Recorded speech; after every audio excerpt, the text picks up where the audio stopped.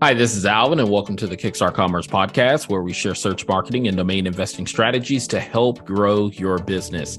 In today's episode, our guest is Elie Eweka, a longtime domain investor, influencer, and speaker, as well as the author of the recently published Accidental Domain Investor. Today, Elie and I discuss why and how he sold domains for a period of time to support religious ministry initiatives that launched 200 plus nonprofits. Next, we briefly chat about how he stumbled into domain investing, having sold faithcenter.org using some very unorthodox methods and tools for that time period, unlike the innovative tools he uses today. Then, Elie discusses types of domains he invests in, including specific non.com extensions he's discovered profitable domain sales success. We also highlight how originating from Nigeria gives Elie an edge in buying and selling domains and led him to write The Accidental Domain Investor for novice and newcomers to the domain industry. Oh yeah, and last but not least, we also played a live hand-reg game of good or bad domains and discussed why. So with that, Elie, welcome and thank you for making time to join us today. Thank you so much for having me. Happy to be here. Indeed, it has been a while, and I've been looking forward to this interview. And so to kick things off, Elie, why don't you share briefly at a high level with our listeners a bit about yourself, who you are, your personal and professional background? Absolutely. So I've been involved with domain investing for about 24 years. Before domain, in my previous life, I did work as a social worker, have some experience working at call center like most people. Have vast experience in nonprofit sector. I've helped start more than 200 nonprofit organizations in the United States. Again, that's my previous life, and I'm involved with helping people start businesses in Nigeria, which is where I'm originally from. So today in the United States, so I'm involved in domain. I write books, which I love to do or love to write, and also inspirational speaking. So thank you so much for having me here. I'm really excited to be here today. Yeah, definitely, man. I'm excited because so obviously it's been a while since you and I actually had a chance to even catch up at a personal level. Obviously with COVID and everything that's happened, prior to that and then even afterwards. And so I'm just fortunate that you are willing and ready and able to share your journey. Obviously, every domain investor that we come across, everybody has a different story, a different experience, a different journey. And so I'm looking forward to being able to share your journey with our listeners. And so you kicked off there by saying that you've been involved in the domain industry for 24 years. And I'm like, 24 years. I'm like, man, like about 24 years, thereabout. Yeah, but even that though, like, I mean, if you think it, like, if we're looking at Twitter today, there are people who have come into the industry within the last, year, 2 years. Some people ended up in the industry because of COVID, right? Because everything got pushed online, but your journey started well before COVID. Anybody knew what COVID was, could happen, or any of that stuff. So kind of give or share a little bit about your early days of how did you get involved in terms of knowing that there was a market for buying and selling domains? Actually, and thank you, that's such a good question. So before I even knew that domain existed, so pretty much my coming into the industry was by accident, which is why the book is called Accidental Domain Investor. So back in 1999 or thereabout, so I was involved in the ministry, faith-based organization. So I started an organization called Faith Center. And so I went to buy a domain name, faithcenter.org, for the ministry or for the faith-based organization. So that's where I started. So this is when you have to buy a domain for 2 years for $70. So I bought a domain name through a network solution for 2 years. And so that's how I started. So the ministry was going very well. So if you're involved with nonprofit, it's really hard to raise money to support what you do. Right. Especially if you're into counseling and prayer or just trying to give back to people. So it's really hard. So when the time came up to renew the domain name or close enough, I didn't have the money. So I was willing to even give away the domain name. And so my wife said, hey, why don't you see if someone else might be interested in taking it over for a donation, for a token of appreciation. I said, okay. So I went online, back in the days, I went on the internet and searched every organization that is called Faith Center all around the United States. Took me You days. probably found a trove of them. I did, and I compiled it together, and then I developed cold feet. I was just afraid to even call any of these people. So I dropped a letter. Yes, I did. I dropped a letter and put them on the table for under 1 week. I didn't even touch them. Then eventually my wife said, "Did you ever call those people?" And I said, "Well, I just..." So finally, I had the courage enough to send those letter out. So for every letter, I'll call them. For every letter, I'll call the number and leave a voice message. And then this is way back in the days, then also send emails as well.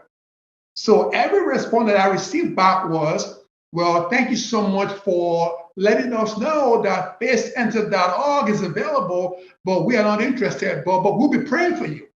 We wish you well." And that was email, that was a letter after letters and calls after call. But out of the blue, I got an email from a church in Oregon called Eugene Faith Center. And they said, "Yeah, we might be interested." Of course, you can tell I'm all excited. And so I respond back to their email, and they respond back. And we talked about the price, how much you're going to pay for it, which was all exciting. And I think it was more than $2,000, back then. So, yes, so they agreed. And they said, "Okay, fine, we'll send you a check in the mail." Check in the mail. So just before they send the check, they developed code feet and said, "How do we know if we send you a check?" How do they know they'll get that domain, right? And yeah, we'll get the domain name. And I said, "Well, it's against the law in New York to cash a check and without providing services." And I said, "But I have a better idea. How about you send the check, I won't cash it. I will let you have possession of the domain name before I cash a check." They said, "Sounds great." So they sent a check in the mail, and I did not cash a check. So back then, I simply sent them my username and password to them, and they changed the password, and I can tell right away. And then I deposit the check and I cash it. You can only imagine how excited I was. But even with that, I still didn't know what domain was all about. Can you believe back then, at the time I registered faithcenter.org, United.com was still available. So was voice.com. But what do I know? I didn't know.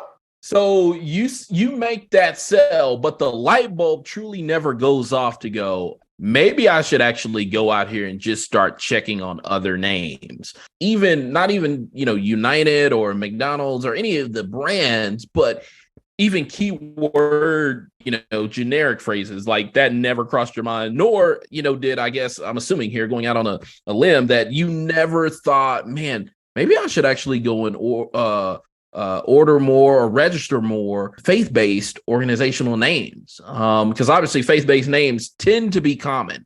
I mean, you start including phrases like hope, like faith, like center, grace. All of those phrases tend to be common, and there are likely churches to the tunes of hundreds, if not thousands around the world that likely share a common name, if not the exact name. So none of that ever just went off in your mind to go, hey, I should probably go corner the market on this. Well, excellent question. So initially, no, it did not, because what you don't know, you just don't know. Right. Because I was more interested in buying the name, again, to promote the organization online, not to make money. But yes, under accident. So after I thought that, so I'm all excited, really excited. So I decided to start a new nonprofit this time around called Soft Word, SOFTWORD, Soft Word. A soft answer turns away wrath. So I decided to start a new organization. So at that point, so of course, I went back to a network solution and register software.org back then. Now, so I put a board of directors together, and I said, okay, we need to raise money to support these new organizations. So of course, they all said we should hire a grant writer. to help write a grant, submit grant application for money. And I said, well, we don't have the experience yet. So it's like credit card. If you don't have the experience or good credit history, nobody wants to give you a credit card. I said, I said, but how about we hand register domain names and resell them? And so one of the board members just raised our hand and just hit the table and said, what the blink is domain name? So, but luckily enough, one of the board members was like my close friend. So he said to me, so Elie, tell me more about this domain stuff that you're talking about. And I said, well, we can register domain name and then we can reach out to other organizations, nonprofit, faith-based churches, and try to market those names to them. Wherever money we raise from that, we can use that to support soft word. And so he said, that's a good idea. But of course, he still hesitated because he had no idea what is a domain name. But that's why I took a leap of faith and I decided to register some few names. And so back in the days, they have this black magazines called Black Pages. So I subscribed for their, I remember. So I subscribed to their services. So along with that subscription, so I put some domain names in the what do you call it? The copyright, the copywriting.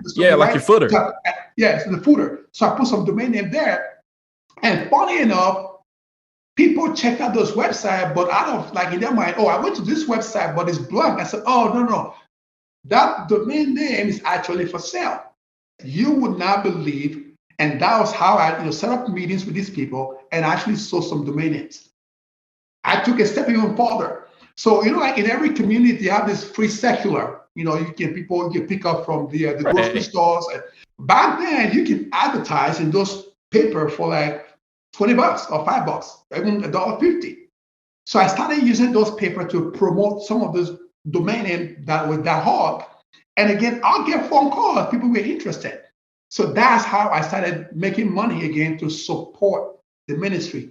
Even then, it never crosses my mind .com or .net. Because again, I didn't know what I didn't know. And so how long did you do that? How many years was it before you actually intersected with there's a domain market, there's dnjournal.com, there's, Rick, Frank, the whole crew.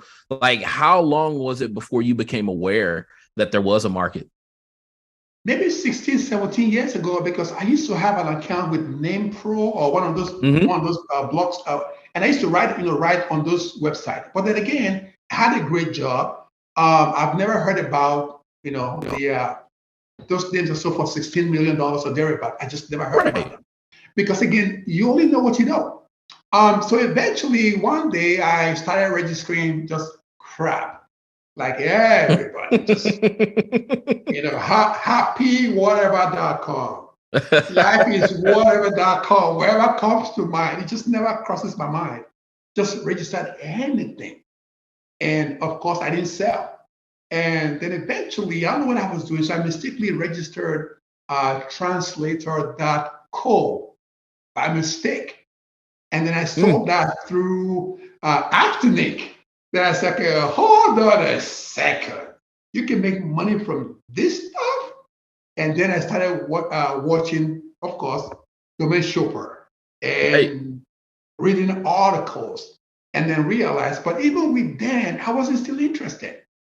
So it was about 12, 13 years ago. I said, you know what? I should take this really serious. And then I started taking it really serious about domain investing. So I wish I knew what I know now 24 years ago. I'm very wealthy. Exactly. And I think that, that's something that is resounding amongst all of, many domain investors. Obviously, you have a camp that says, hey, you can't really make money with domain names. The boat has sailed. You had to be there in 1990s to have been able to have picked up these names for pennies on the dollar and sell them for millions. Nobody is making money in this industry. And time again, I can't tell you how many people I've interviewed that have come into the industry within the last couple of years, if not months, that they are able to, it doesn't come without a cost of time and money, and some learned experiences, trial and error, of course. But with what's out there today, there really is no excuse, right, of being able Correct. to actually turn a profit in this industry. I mean, even yourself. Now, you said you got into hand registering domains, so you went out and just started registering any and everything that came to mind, but you really didn't have a plan or a strategy, right? And so Absolutely. it was just, I mean, you might as well have been playing the lottery I was. for what it's worth. And the messed up part about that, I guess, and I don't know if you would agree or not, in terms of, I found that when you go out and you're just hand registering and you don't necessarily hand register to your strength or your experience, often is the case, you're just wasting money. Correct. That is correct. That is correct. That is correct. Because if go ahead. Yeah, well, and then to that, the one thing that I was going to add to that is, like, so how did you find like your lane in this domain industry of being able to say, this is, yeah, okay, everybody else, they might do brandables, they may do numerics, these may do 4-character domains. Like, how did you settle to find, this is my lane and this is where I've seen fruit, if you will, from domain investing? Like, how did you determine what your lane, what your strategy was? Excellent question. So I think the first thing that I did was to, I guess, in a sense, be honest with myself. They said the first phase to recovery is to accept you have a problem. So my first point was to accept the fact that I've wasted my money, just spending money on nothing. And then secondly, you may be surprised. And I said to myself, I will not pay $500 or $1,000 for any domain name that I plan to resell. Now, if I plan to use it for myself, sure, I'll pay $1,000, $3,000. But where I plan to resell, I will not pay more than $13 for it. And then the reason being, I wanted to be flexible so that if I change my mind tomorrow about dropping the price from $1,000 to like just $100, I really have nothing to lose. But if I pay $1,000 for a name, then I can't drop it to $1,000. Then I'm losing money. So I made up my mind that I will only pay $12.99 or $10 for a domain name and just sell them. Even if it's for $500, $1,000, I'll just sell it. Even if it's 2 or 3 every month, being realistic with myself. That's what I'm going to do. So that is what I've been doing, which is very funny. And to be honest, I think I've done well with just the hand registration. But I also understand that wherever skill sets you have or talent, you have to bring it into wherever profession you're into. Growing up, for example, I was very good with art, and I'm very good with color. I'm very good with fashion. So I'm very good being very creative. So when I see things of color, it ignites something in my mind. When I read something on the news, it ignites something in my mind. If I'm just reading, it will trigger something in my mind. So based on that, I will register a domain name, not speculation, but register based on the future. It could be 5 years from now, 10 years from now. I'm okay with that. But I know that this bus that is about to go by is going to take the next 3 streets. So I'm just going to go and wait on that street over there for the bus to come. Gotcha. So that has been my strategy. And I think I've done very well. So I just move away from speculation and I try to be realistic. And I try to keep a reasonable size of portfolio so that when it's time to renew them, I can afford to renew them. Now, once in a while, if there are names on sale, or for discount for 99 cents, I'll probably get on board again. I'll try to get the best of the best from the pool of what is available and then try to sell it. And to be honest, I think I've done very, very well. One of those domain names, which I think we discussed a few years back, was a domain name that I registered for $12.99. And I think you remember the story, and I sold it for like $50,000. Yeah, I remember that one. Hey, how can one forget? So that has been the case, and I have done very well, even with the new extensions. That church, I've done very well. that stage, I've done very well. That one, I've done very well. That XYZ, I've done very well. So again, having made millions. So wait. So now you hit on something. You hit on a couple things there. So one is obviously for domain investors, kind of give a little context here. Elie had mentioned using coupon codes. Now, obviously, when we came along, coupon codes, hey, that was the deal. You could come in and you could clean house and only spend, shoot, man, a couple $100, but you could have thousands of domains, if not hundreds of domains, for sure. And so obviously those days are gone. I mean, still Epic, I believe epic.com, they put out certain domain promo codes, but it used to be just a normal thing for us to be able to find, even if you put in and start doing domain, promo codes, it lists sites, Retail Me Not, all these different sites that had different GoDaddy codes. GoDaddy has since no longer does that, as do some of the other registrars, but you did take advantage of those. Absolutely. Early on. And so that is one thing that I hear domain investors from time to time say, Alvin, yeah, but y'all had an easy advantage. And I'm like, yeah, okay, cool. We might have had an advantage, and I'll give them that, but I go, guess what? You have more technology than what we had back then. That is correct. So there's your, if you want to say we had that egg of promo codes, I say you have this egg of, progressed technology. So a lot of people, and again, domain investors do it all the time. .com, and that'll be the little refrain that is saying, like, if you get into domain investing, you should only invest in .com. Now, you basically pivoted from .com, or not to say that you didn't exclusively go away from .com, but you added other extensions in. How did you determine what extensions you would go and invest in? Excellent question. So I think when you are those who are in the financial sector, or if you have a retirement account, they say, always diversify. Right? Don't put your egg in one basket. Just diversify just a little bit. So I think about being, if I can say this, being a believer. So I said to myself, there are a lot of faith-based organizations on this planet. So and for example, churches identified by a church. Mm-hmm. And even in politics, when they say church, it can be mosque or synagogue or church itself.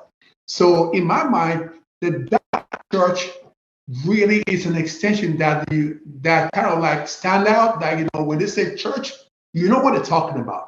Right. And so I took advantage of that, and then I realized, listening to some of the great domain investors that came before us, that single words are always better with the new extension. For example, reveal that church, praise that church, right?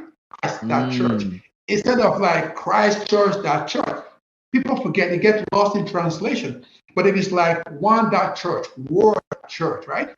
Praise that church, ministry that church, people will remember. All they have to remember is the dot in between.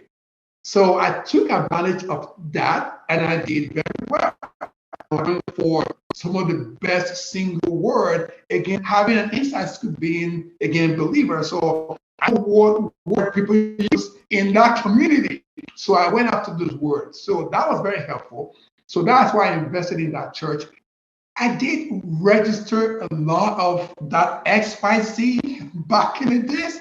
It just didn't make any sense to me. So I let it expire. It just didn't make any sense. XYZ. And the reason why I was concerned was because, for example, Z is pronounced differently in different part of this word. Like in Europe, Africa, is Z.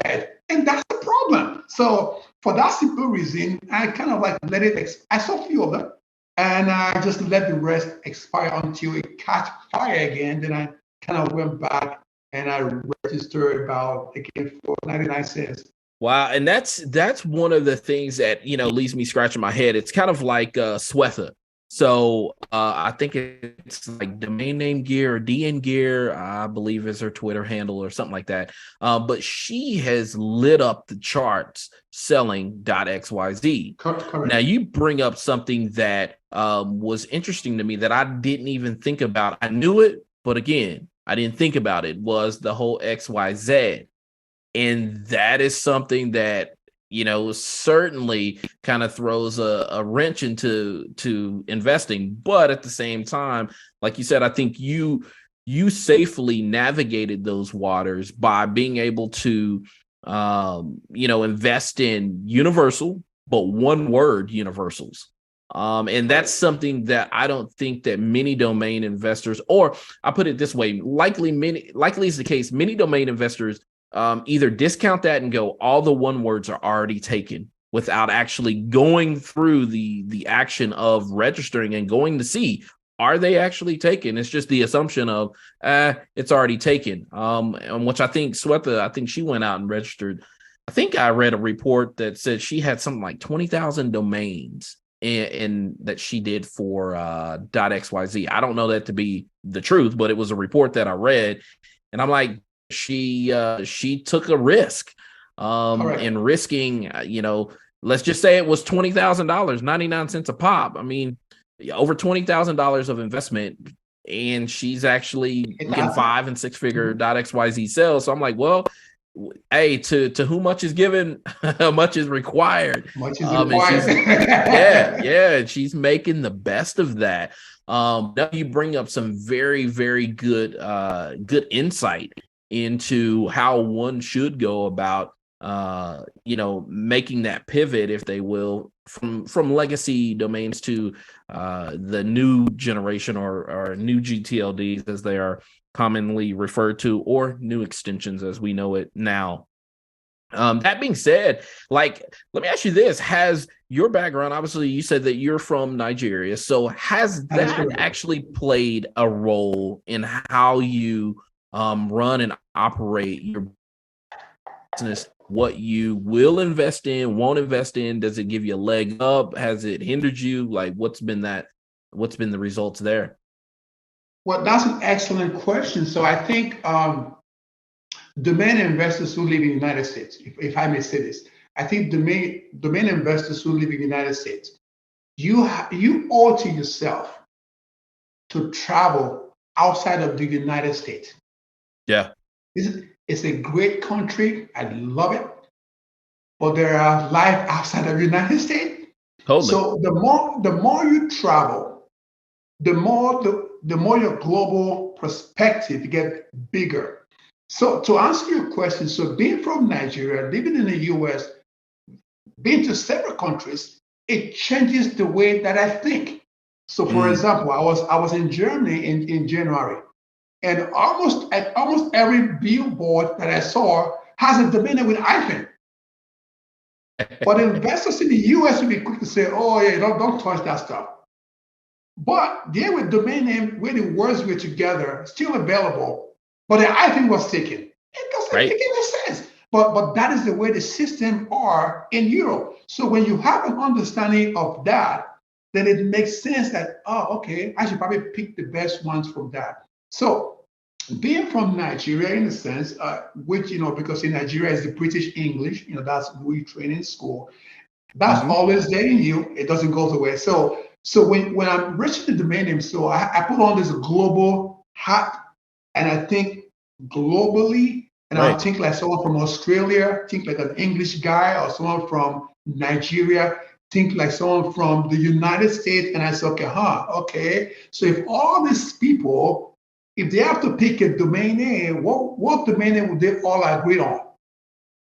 Again, the first thing that I will always do is pick a spelling that is universally accepted. Because once there are two spellings, well, that's already a problem. Right. Which means you have to buy both domain names. So I always go with spellings that is universally accepted. For example, praise is spelled the same way everywhere on the planet. Voice is spelled the same way everywhere on the planet.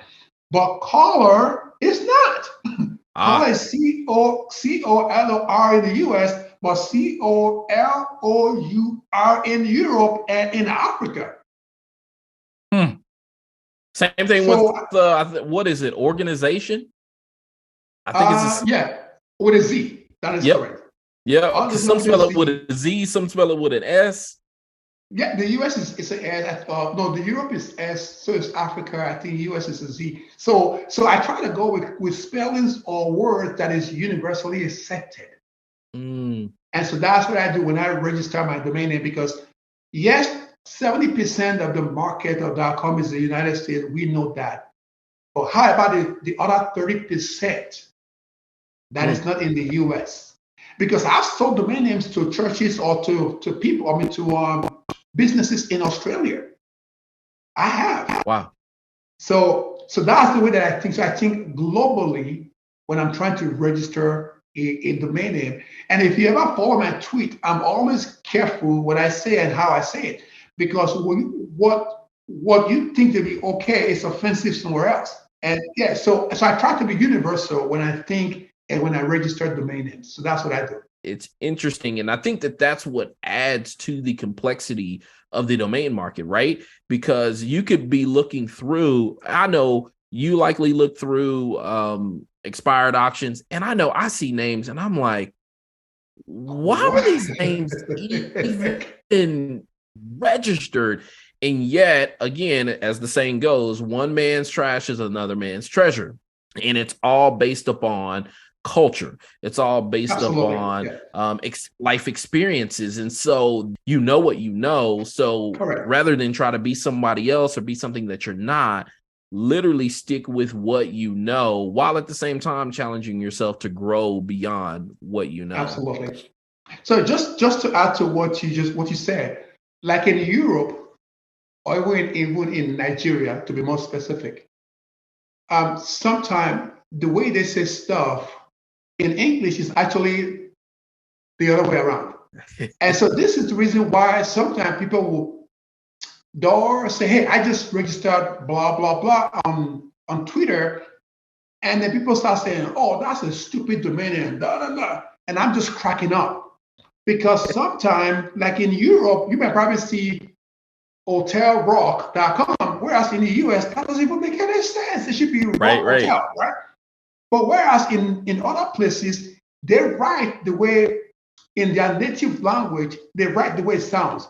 Like in their native language, it's actually Hotel Rock, which again in America doesn't make any sense. And so you see people register the domain name for something that said hotelrock.com, like, what is he doing? It should be a rock hotel. But if you think globally, you say, he's probably from India. And India has like 1.3 billion people. Well, that's a lot of people. Okay, so his primary target is India, which makes so much sense, because if you're a business in the US and India is like an emerging global market, so which means when you register even with .com for the India market, it can't be rock church, it can't be rockhotel.com. It has to be hotelrock.com, because your primary target is to the 1.3 billion people, not United States. So you have to think globally when you register a domain name. And I think I talked about that in the book. You have to think globally when you register the domain name. You may say, oh, Orange, that's such a great name. And you say, okay, I'm going to register orange.com. Great. And then you try to break into Nigeria, which has the highest number of Black population on the planet. And people said, orange.com, what a link is what is that? Doesn't even make any sense, because it doesn't. Right. And if your primary target is that market, you're going to have to register a different domain name just for that. So you have to think globally when you register a domain name, because even businesses in the United States, if they have to grow beyond the geo, they have to like go into Europe or even Africa or China or India. And you have to register a domain name that kind of makes sense over there. So I kind of talk about this in the book, and I know folks who live in the US won't even get it. But if you live outside, I said, okay, I get what he said, and that makes so much sense. So, but that's the advantage that you have either from somewhere else or if you travel a lot. because you get to learn so much stuff. I made a quick stop in Israel. So back in the days, I used to be very fluent in Hebrew, and everything is kind of backward the way they write, because in Hebrew, they say, life starts from this and go this way. And whereas everywhere else said life goes from here to this way. So when you see that writing, so it's like that, it's backwards. So when you see most of the domain names, it's also backward. Yeah. Like Germans, for example, my sister said, like in Germany, when they pronounce a word, it's almost like, there's a space in between. And it makes so much sense why they have an hyphen in between words.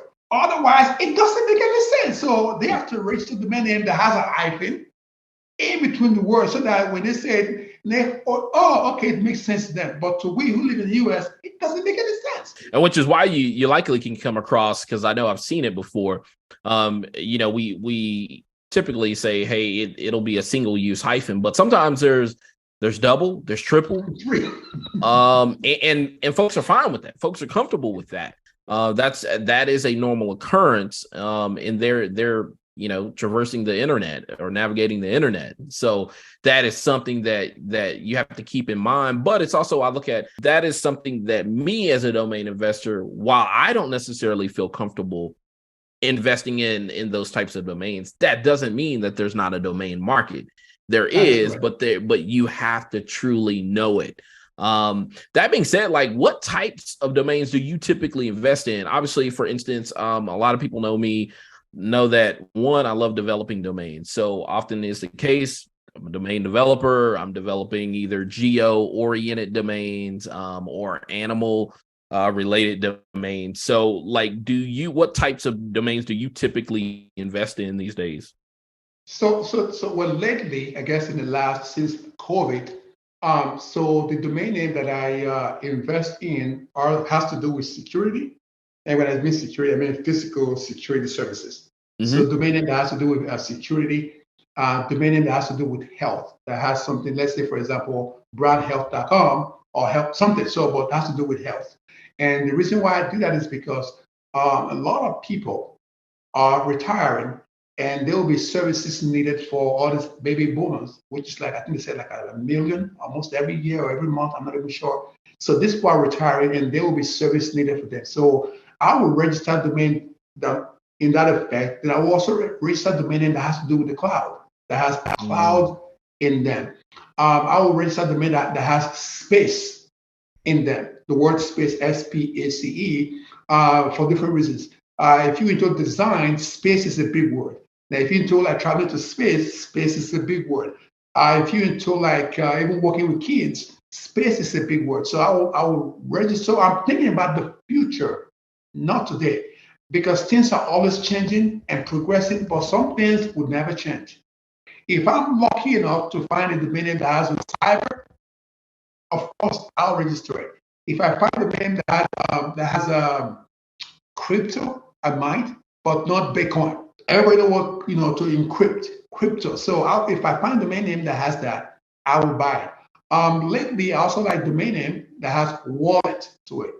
Has nothing to do with wallet as in Bitcoin, but just wallet is a word that people really use. It can be for retirement services. It can be for wallet as we know it, which is a universal word. Yeah. That it can be a wallet that has to do with safety or security or exchange, and then of course wallet as in crypto. So if I find names that end with wallet, I'll buy it. Now, if I find a domain that says, for example, wallet something, and if it makes sense, I'll get it, because again, thinking globally outside of the United States, some company may get it.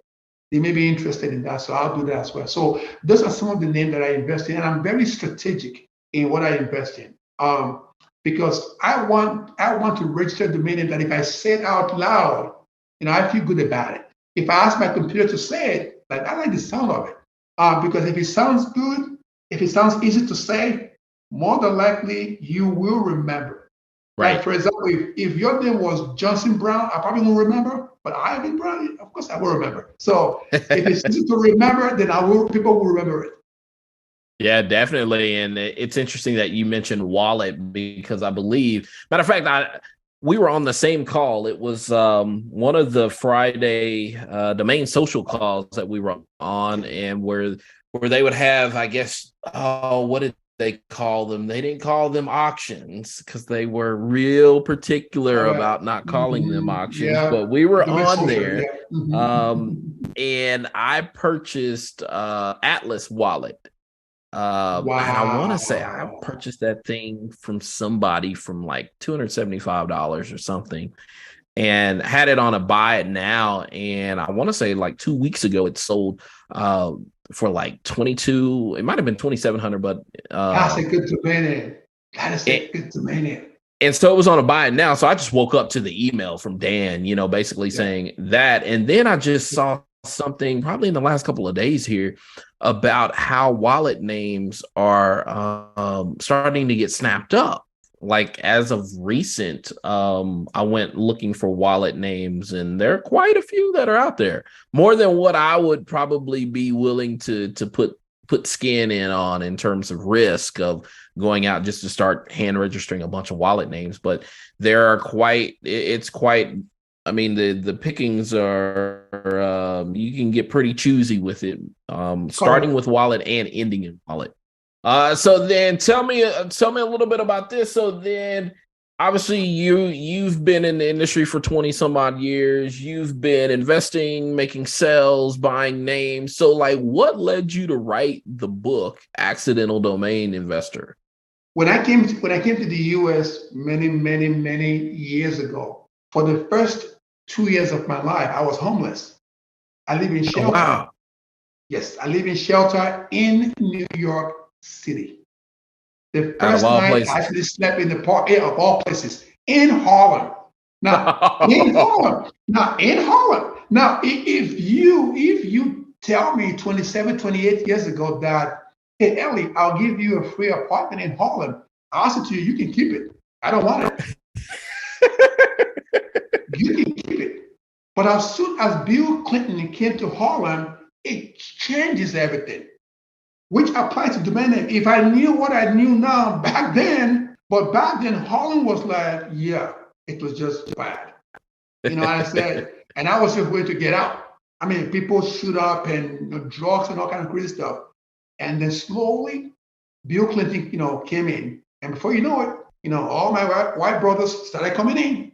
And they came in and just buy up stuff. So when I wrote this book, so I wanted to like talk about my experience, coming to the US, the first chapter, second chapter, and then looking for work. So I have to pay the bills. So I stayed, I have to support myself while I stay in the shelter. I got a job interview. I'm on a bus ride going to Spring Valley, upstate New York, and these two guys sitting in front of me talking about domain name. Forgive my French. The guy said, "Hey, some pervert bought sex.com." And I'm like, I'm sorry, hold on. I'm sorry. Yeah, he's saying he's trying to sell it to for $10 million. So of course I'm losing my mind because I'm broke. I don't have money. So I kind of like interrupted and said, sir, I apologize. Did you say sex.com? And then he said, oh, are you into that stuff? I said, no. The domain name itself, no.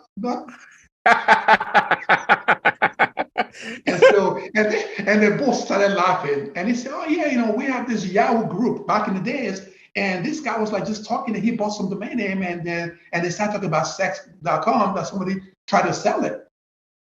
And I said, oh, really? So what is the domain name? And so the guy was kind enough, he kind of like explained, said, well, the domain name is like, you know about yahoo.com? Yeah, something like that. And so that's the domain name. Oh, and I said, okay, I'll check it out when I get home. So of course, when I got home, so I actually went to check it out again, but it never, I was only curious because it said sex.com and the price of it, but not domain itself. So right. I said, oh, so when I finally started the ministry, so I said, oh, I can buy that org, for the faith base, but it never crosses my mind about the .com. So that was how I learned about it. Now, on that same bus ride, two ladies were talking about eBay and say, I bought something on eBay, and and Liz said, man, they're gonna take your money, you won't get a product. She said, oh, I already received it. So things were blowing up then, but just nobody really knew about it. And so, like in the first year or second year of eBay, I was selling stuff on eBay, like making a lot of money. For example, I'll buy a used camera or refurbished camera from Olympus, right? And I'll have it listed. And then when I sell it, I have them ship it to the guy. So I just never actually have an inventory. But once I sell it, I'll have them ship it to there. And once I sell it, and I did that for a long time. So, but that's how I started, getting to the domain, just hearing these people talk about it. And I'll go home and read more about it. But again, it just never crossed my mind that, hey, this can be an industry where you can make money. And back in the days, $70 was a lot of money to just spend on something that you have no idea if anybody will ever want it. That's a lot of money. And that was my biggest fear. What if nobody wants this stuff? I'm stuck with it for 2 years and then I have to pay another $70? Gee, I just... That's risky. I was making $50 a day. I can't afford to spend $70. So, but that was just how naive I was. I only learned what I want to know. But I wish your show or Domain Shopper was available. Now I would have known, like, hey, this stuff can worth a lot of money tomorrow or a year from now. But I just didn't know because none of these resources, to the best of my knowledge, was available. Yeah, and I'm fortunate, like I said, for folks to be able to share, because obviously in the industry, and you've run across folks that at the same time, obviously we didn't have necessarily podcast or Clubhouse, right? We didn't have certain technologies that are now more prevalent and available today. Now, what's interesting to me though about your journey in and of itself is more, just along the lines of, when I think about how you've kind of had this winding path, right, that has now led you to write a book and share your own, experience. Like in the book, now, obviously, when people hear podcasts like this and they hear people say, oh, I've made a lot of money, are you giving examples of where you've made money with? Are you giving specific domains and what you purchased at and what you sold at? Are you giving those success stories, as well as are you giving failure stories of, what, I wish I never would have bought $10,000 worth of domains and lost that money? Like what's, kind of in the book, if you don't mind sharing an example or two. Excellent. So in the book, I did not... Well, I talked about some of my sales, but I didn't mention what I sold those domain name for. But here and there, I'll say, when I sold this, I sold this domain name, and I'll talk more about how I actually went about trying to sell it. So I'll talk about this stuff, or where I sold those domain names. So I talked about that, and then I also talked about my troubles being sued. Having to the RP. I mean, seriously, I was. So. Back in the days, about 4, 5, maybe 6 years ago, thereabout. So I sold a domain name, that XYZ, 2 of them, for like $500 each. And the company that bought it was in Italy. And I didn't know. So when they tried to buy more domain name from me, because it was kind of a match of their name, it was a word in my mind, it's an Italian word that is a real word. I didn't know that they trademarked the word. I think it's memorabilia. It means one or million in Italian. I didn't know. So I had like few.xyz, and they bought 2 of them for $500 each back then. And when they made an offer for a few of the names that again have those kind of words, and I turned that offer down, the next thing, like a few months later, I got a big package from Swiss. Oh, wow. Oh yeah, that I was being sued. Merry Christmas. Thank you. And so I pulled the stuff away for a while, but I have to respond. So I try to defend myself. But at the end they say, hey, you need to hand over those domain names to those people. I don't know how to do that. So I paid $12 for it. So I hand over. So that was a hard lesson.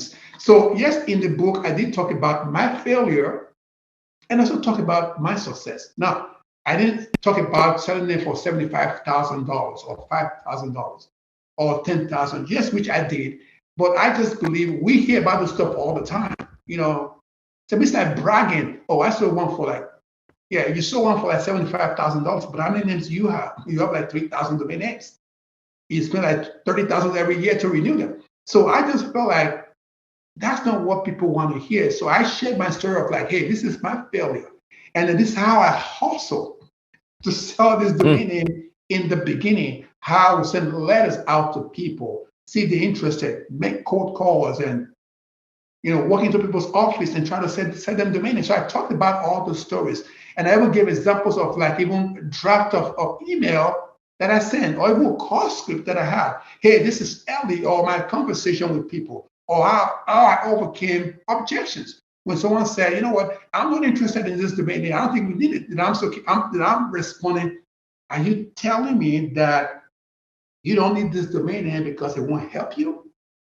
Or are you telling me you're doing okay without a domain? So I talked about how I overcame objections. So the book wasn't really written for those who've been selling millions of domain names, but it was written for those who are coming on board. That, okay, hey, avoid these potholes. Hey, be careful with trademark. Don't mess with them. They bite you really hard. Don't do this. Hey, don't be afraid to call people. If you hit a roadblock, try this. So I wanted to like really help those who are coming on board. And then secondly, I wanted to like also write this book for people who have zero idea what I'm talking about. And it's so funny, a lot of people who bought the book, they said they've never heard about domain investing. And like, man, what are you talking about? It's been around for like 30 years. They say, yeah, I've never heard about buying and selling domain name. I've heard about GoDaddy, and that's it.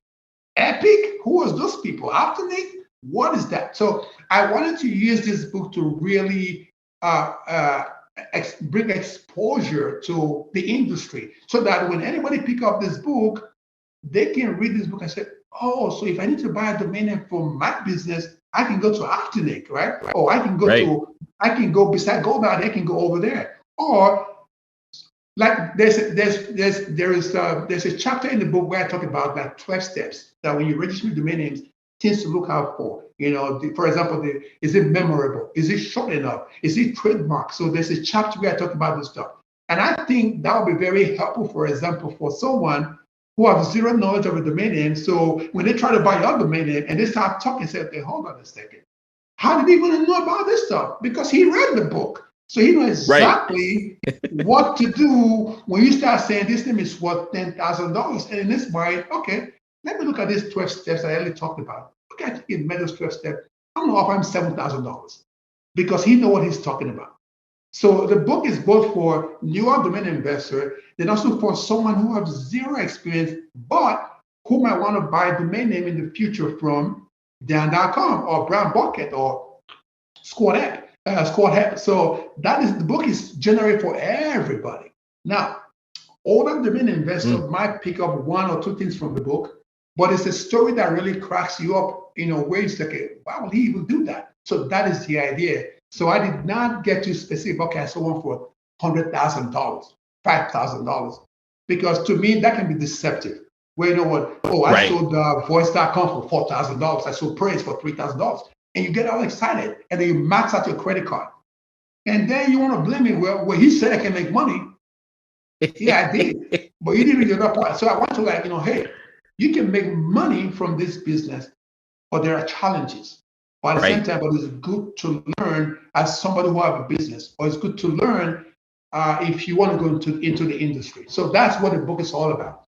So it's both for newer domain investors and for entrepreneurs and for churches and nonprofit organizations. So you equip yourself with information. So when they want to negotiate with Ivan, they know what they're talking about. Because that's Elie's book. No, that makes perfect sense. Now, in regards to some of the tools that you use, now, obviously, like personally for me, I tend to use .db.com in conjunction with like namebio.com. Now, of course, I don't do any outbound. And so everything for me is all inbound, and I list most of my names, using Dan.com. So like, what is typically your strategy, or what tool sets do you find yourself using on a regular basis when you're buying and selling domains? Oh, excellent question. So let's talk about the easy part. Where do I have my name listed for sale? It's Dan.com, like everybody else. And I just think that platform is simple. And it's easy to use. So I put all my domain listed there, maybe a few domain names. I also have some domain names listed on Brown Bucket. At one point, I had about 160, then long story, but They're all gone now, but I had new domain name there. So it's mostly .com, and I don't have my domain anywhere else. And I know some domain investors, they're against the GoDaddy buying .com, but Right. I'm glad they did because now my name shows up in Actinic and also in GoDaddy. So I'm really glad they did. The tools that I use when I do search, I use Wayback Machine. I use that almost all the time. I use Wayback Machine. I use trademark247.com. Learn my lessons. So I want to make sure if I'm registering the domain name, there's no trademark on that domain name. So I use Wayback Machine, trademark 24/7. I use the I said DB dot. I use that as well. What else do I use? I use Whois as well to see if the domain was previous, if it's registered, when was it registered? I'll use that. I'll use GoDaddy sometimes just to see what is the value of the domain. It doesn't mean I have to agree with it. I will use Domain Index. I'll use Exibot. I'll use Epic. So of course I'll use the US trademark services as well. I'll use Google Trend. Then I use regular Google to see if those words are on the news. Is it for good reason or for bad reasons? I'll use LinkedIn to see how many businesses has that name or is registered under that name. I will use Twitter as well to see if there's any Twitter handles that has that name. So I'll use all the services, and then of course I'll see if the name are taken in other extensions outside of the United States. So those are some of the things that I would do for every domain name that I use. And then I'll use my computer voice. It's called Read Loud, where it will pronounce the word, and I'll see if it can pronounce it. And then I'll use even Brown Bucket to see if there are words similar to what I'm about to register on their platform. If there is, so the chance of they accepting the name is higher. So I use all this tool, and then I use common sense. Or my instinct is okay. Hey, does this name even make any sense? If I'm about to register a domain name, I don't feel good about it, I won't touch it. I will not, because in my mind, if I'm already worried about a domain name, then maybe I shouldn't touch it. And I'll stay away from domain name that's kind of like against what I believe in or what I stand for, because of my belief. So there are some domain names, they may be available. There's a good chance I make a lot of money, but I just feel like it doesn't worth it for me. So those domain names, I will not even touch it. And then I'll use what I call social, I call it social media test, where I'll ask myself, if I put this domain name inside Twitter, how will people react to this name? So it's called the radio test, so I call it social test. If I put a name in Twitter or LinkedIn, how would they react saying this is a real bad word or this is a great word? So I'll do that. So I use all these tools to really help me decide if I want to register a domain name. But I just never really worry so much about what is estimated value for this domain name, because like in my mind, a domain name is what me and the buyer agree the name is what. Right. If a buyer said they're going to pay $4,000 for a domain name and estimate said it's worth $5, who am I to argue with the buyer that it's not worth $4,000? So those are some of the things that I do, and I ask myself, okay, if I register this domain name, am I willing to wait for 10 years? If the answer is no, I'm not, then I won't even touch it. I will not even touch it. And then lastly, I forgot exactly the name of the website, so I'll see if this name was ever blacklisted. And the reason I do that is because there was one time I was watching this commercial on TV, and the domain name has to do with a baby product. Again, being a domain investor, I was curious. So I wrote the domain name down, and I went into Wayback Machine, and I was surprised.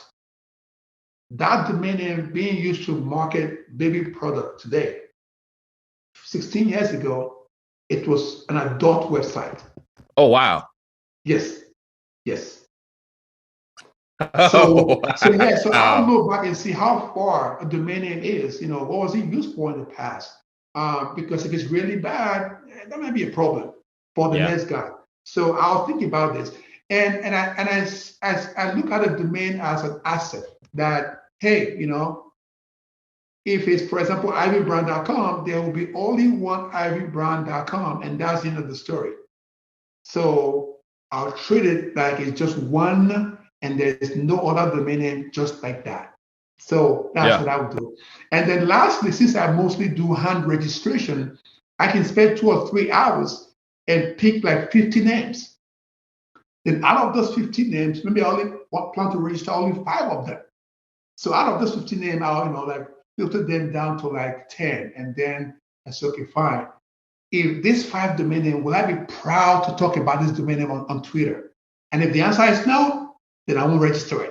If I have to hide it from people, then I don't have to register it. But if I feel like, yeah, I can talk about this name, I don't care what you think, but I can talk about this name all day, then I will register it. So those are my secrets that I follow when I research domain name. Now, you mentioned something in terms of putting together names, right, for hand registering. Like, how do you even make sense of that? Of what goes together, what doesn't go together? Because obviously, I mean, there are folks that are all the time that are, creating hand reg lists and this, that, and the other, and sometimes it's misspells. And you qualified it a little bit in terms of your previous answer, but it all makes me think about just how do you originate that these 2 words or this given word is one that likely someone will invest in, or 2, they just make sense and flow off the tongue that good? Yeah, excellent question. So if I'm trying to pick a name for Brown Bucket, and so what I'll do is I'll make sure, since all the 4 words are gone, they're gone, they're gone forever. So I'll make sure if I'm trying to pick a domain name for Brown Bucket, so I'll make sure the length of the domain name is between 5 letters and 7 letters. Because in my mind, once it's more than 7 letters, it will be hard to pronounce, even if it's a made up word. But if it's 5, you can pronounce it, except if it's some crazy spelling. But otherwise, you can pronounce a 5-letter. So my rule is, if the name is for Brown Bucket, it has to be between 5 letters. Again, all the 4 letters are gone. So it has to be between 5 letters and 7 letters. And then I'll take that word and put that word in my Word document and try to get read aloud to pronounce it. So if you pronounce it and it's exactly how I pronounce it, then we're good to go. Because why do I do that? Read aloud, Microsoft spent billions to develop that app. Right. Hey, why reinvent the wheel? So if he can pronounce it, then we're good. And so I'll put those words there. And if he can pronounce it, then you know what? Hey, okay, that goes into my bucket. So for Brown Bucket, it's 5 to 7 letters. Now, if it's domain name that I plan to list on Dan.com, for example, so I'll take 2 words that makes a lot of sense. So let me use your name as an example. I won't register Brown Ivan, except if it's going to be a movie that I may register that, you know what, that makes sense for a movie named Brown Ivan. But otherwise, if I plan to register for a product, I'll say, okay, Ivan Brown sounds like an artist, right? Sound like a celebrity. That's the way my mind works. So I'll restart the domain name based on how we pronounce it in America. For example, okay, this card, my card, right? Real card. So I would never use the word, for example, real water. It doesn't even make any sense if I say real water. Now, maybe I might register, my water, right? So I'll use word I think, it makes sense even to, love this part. I'll register the domain name that I think makes sense to a 6-year-old kid. If I say the domain name to a 6-year-old kid, they know exactly what it means because it makes sense. But if that's like, when is that? Then we really have a problem. Because most of us, that's the way we think. Doesn't mean we're not smart, but so I have to put myself in your shoes. If you pronounce this word, well, this is going to make any sense to you. So it's not about me. It's about you. So that is the way I think when I put my list together. It's not about me. It's about what will you think about this list you're about to buy. So that's the way that I would think. All right. So let's put this to the test then. And this is something that you could not have prepared for, didn't tell you about it in advance. But as we were talking, I was like, all right, let's just try this live. Let's see how this works out.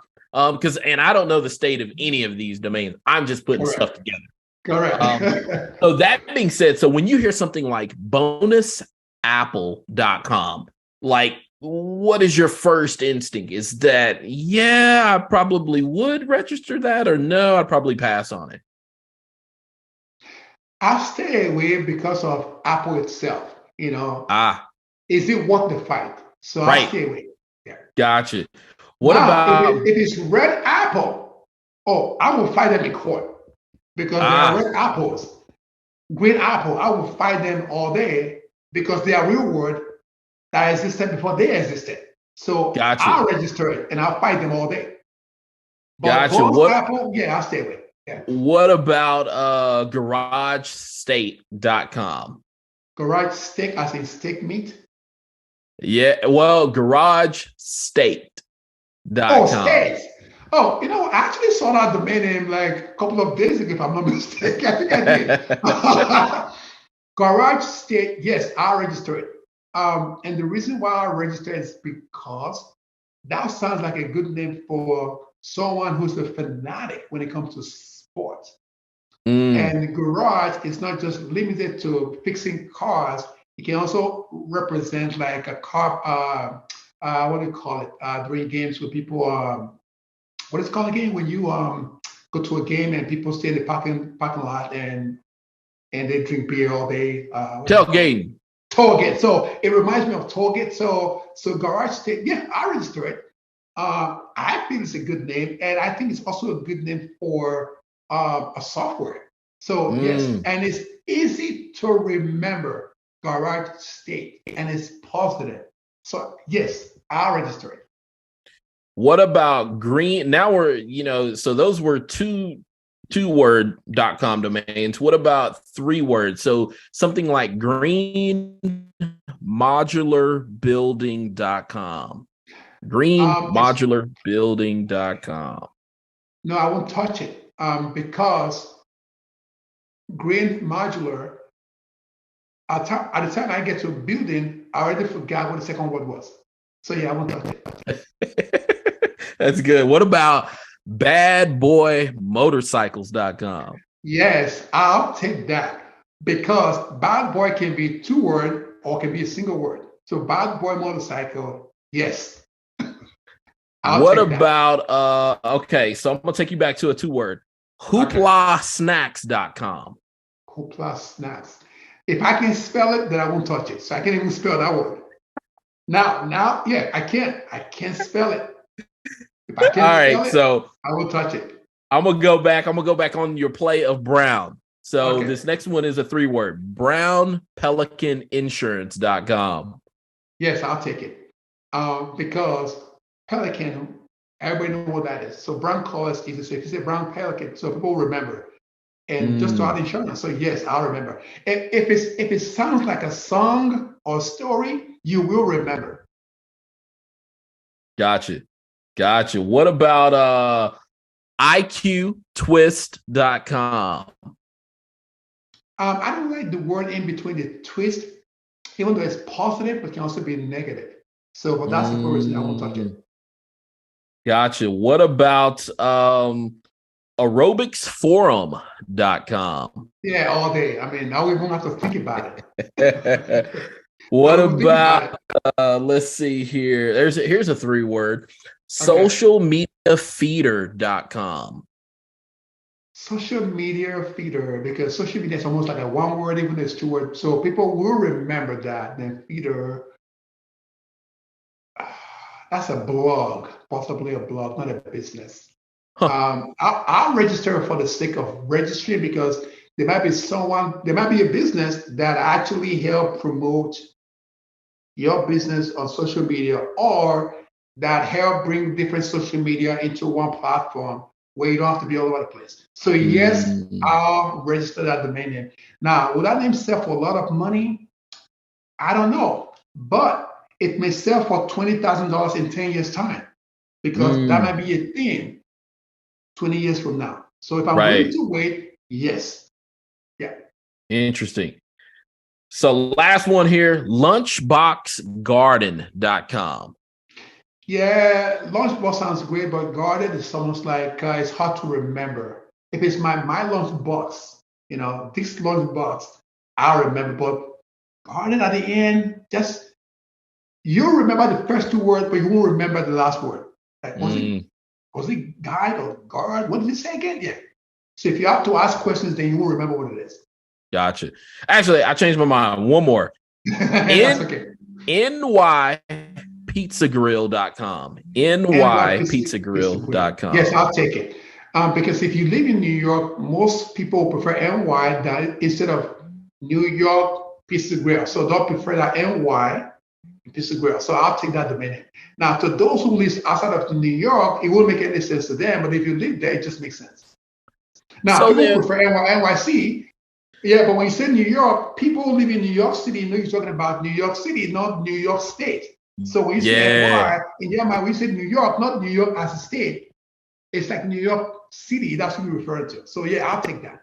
Yeah, see, and that's, you mentioned it because I was sitting there wondering, I was like, okay, nypizzagrill.com, or would I take pizzagrillny.com, or is it nycpizzagrill.com, or is it pizzagrillnyc.com? Like, which is it? It's NYC before. And why is that?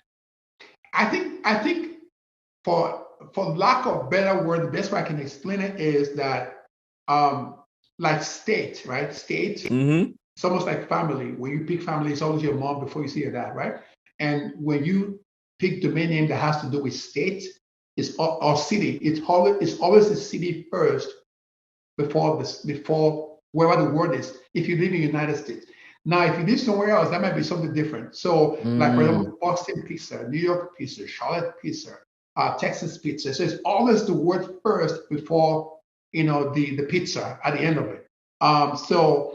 Texas children, Texas hospital. You won't say hospital Texas. It wouldn't even make any sense. So right. Now if it's a concert, you can say okay, concert Texas, right? Because you couldn't find Texas concerts. Right. At the end of it. So it will always be the city before the word that you try to promote. Now, if it has to do with tourism, it has to be wherever the word is before the state. Visit New York. Mind New York. I love New York. It can't be New York I love. It has to be the word before New York. So if it's tourism, then yes. But if it's the event, it's the state before that. If it's the product, it's the state before the name of the product. Well, that concludes our time. But before we conclude the show, I definitely want to wrap up here with a couple of questions. And so one of those would be, knowing all that you know and have experienced over the last nearly 25 years in the domain industry, like, what would your advice be to someone who is entering in, whether that be a domain buyer, domain seller, domain investor, domain developer? Like, what would your advice be to them before they just kind of dive in, starting to spend money? What would your personal advice be? Excellent question. So the first thing that I'll say to a buyer or an investor or a developer is, are you willing to wait? Are you willing to wait 10 years before you even make a sale or before you become successful? And if the answer is, yeah, I can't really wait, then this might be the wrong industry for you. Now, for a buyer, my advice to them is, your business, do you plan to be around for a long time? Does your business represent BMW to you, or does it represent neon back in this car to you? If the answer is represent BMW, then be willing to spend the money, because BMW, for example, they developed their car into the future 7 years ahead of everybody else. So if your business is BMW, so then be willing to spend that money to get that domain name that represents the BMW that your business is. Now, if you can't afford it, then maybe you should do rent to own or lease to own or payment plan. But go ahead and invest the money, because your business is a Mercedes-Benz, it's a BMW, it's a German car, it's not an American car. So that's what I would advise. Now, for those who are going to domain business, let's say today, my question is, are you willing to lose the money? Mm, If you that's say, good. well, I just want to make a quick buck, yeah, but are you willing to lose the money? Because there's a higher chance you won't make any money. There's a very good chance you won't make any money. And if the answer is like, yes, Elie, you know what? If it takes 5 years, so be it. Hey, welcome on board. Because so this way, if for the first few years you don't make any money, you will not be disappointed. Right. And then lastly, then I said, do not invest something you are not willing to lose. Mm. Because that credit card bills, somebody has to pay at the end of the month. And those domain names, you go crazy and reach that 10,000 domain names. Oh, that's about $20,000 you have to spend at the end of the year. Is Right. this domain name really worth it? And if the answer is it doesn't, then don't do it. Start with only 5, something you complain about, but you can afford it. Or if you must, start with 10 and then try to sell one first to cover the renewal for the other ones for the next few years until you And, sell them. and stay away from the online forums and Twitter and everything in between until you sell that one. But be there for the entertainment. Yeah. It's like you going to a church and you say, man, I can't wait to hear the pastor preach. And so because you didn't have your thoughts all formed, so wherever he said, you get excited. But if you already have your opinion or you already have a PhD in theology, so when the guy starts preaching, you say, what is he even talking about? Because you've already formed your opinion about something. But if you're just open-minded, you just get excited. Whatever he says, you just jump and say hallelujah all the time. So I think the same rules apply. So if you go to the internet as a blank slate and then you just learn, doesn't mean you have to agree. But if you think you're an expert, so regardless of what anybody says, you just don't want to hear it because you think you know everything. So that would be my advice. Now, if you don't mind, if I give it a quick shout out to my book. Couple of days ago, I was in Clubhouse, which I was really, really happy that I did. Even though I've heard about them before, but I was happy I was actually there because the first time I heard about Clubhouse was when that club was crazy, speculation. People were selling for like $10,000, $3,000. It was ridiculous. But now they've all go away, those people, speculators. So I went 2 days ago and I really enjoyed it. And so they asked me, saying, so Elie, if I need to get your book, where should I go? And I said, well, it's accidentaldomaininvestor.com. I said, yeah, that's a mouthful. It's hard to remember. And if I give you the link to Amazon, you probably won't find it. I said, so just go ahead and type in mydomaininvestor.com. And it takes you there. See what I was saying earlier? mydomaininvestor.com. Yeah, you'll remember that. mydomaininvestor.com. And that will take you to the book and you can, I think it's a good read. You feel bad for me, also be happy for me, but you will learn so much stuff and you will avoid my mistake. I think it's a good read if I'll be honest. Now, hopefully the next book, I'm going to focus on marketing. Some people give me feedback. You didn't talk much about marketing. And I say, I know. I can't be an expert if I didn't introduce who I was first. I need to tell you who I am. That's good. My mistake, my success. And then so when I start giving you advice, you say, oh yeah, you know what he's talking about. Instead of just talking. So I say, yeah, the next book will be about marketing, selling your domain names, which I think is great. I've done some outbound marketing. It's fun, it's challenging. But what prepared me for that was that I used to work on online school. And where you have a target every week, you have to sign people up, at least 10 students every week. You don't have a choice but to call. And that really prepared me for, I talk to anybody on the phone. The worst you do is curse me out and hang up. And I'll get excited. I'll call the next guy. Oh, somebody will go to school. Somebody will buy the domain name. So it has been a good experience for me. Now that's awesome. That is awesome. Yeah, definitely visit mydomaininvestor.com and pick up Elie's book there. And so last but not least, like if there's anybody that's out there and they're like, man, I really want to get in contact with you, talk with you, or follow you, like how can they get in contact with you either directly or via social media? The best way to reach me is through Twitter.